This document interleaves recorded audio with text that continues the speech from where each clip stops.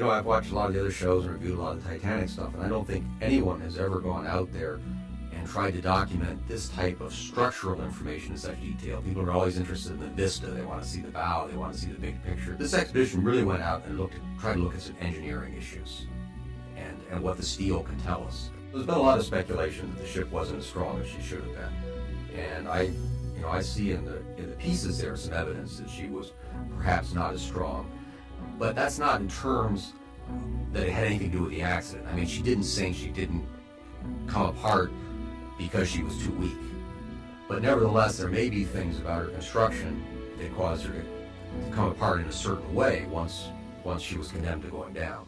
Is this breakup occurring because the bow is filled with water? Yes, the bow is filled with water, and the weight of the stern, which is somewhat unsupported. It's very much like what's shown in the movie, and the stern is lifted up and then falls off.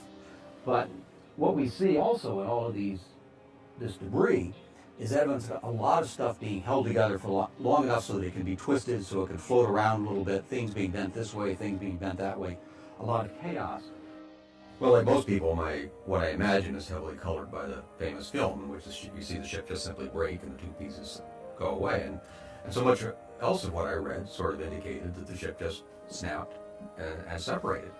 But then when you get down there on the bottom and you start seeing the pieces, this isn't something you just simply broke and came apart in two pieces. This is something that looks like something that broke and then was bent one way, then another, that was twisted and pulled and pushed. I mean, there's a tremendous devastation in the pieces. It just really isn't explainable by just simply the stern is falling off.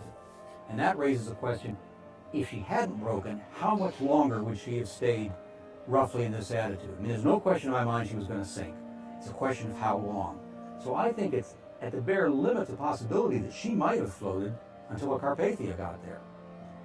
And even if she hadn't floated that long, if she had only floated for a couple more hours, there would have been time for the people in the lifeboats to think about it and realize that they had extra capacity and go back and rescue more people, which could have really reduced the death count among the third-class women and children.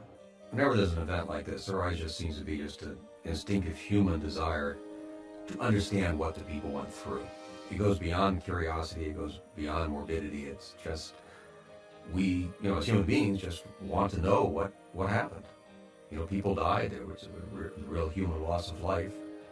And in this case, the engineering and the physical artifacts really have a lot to tell us.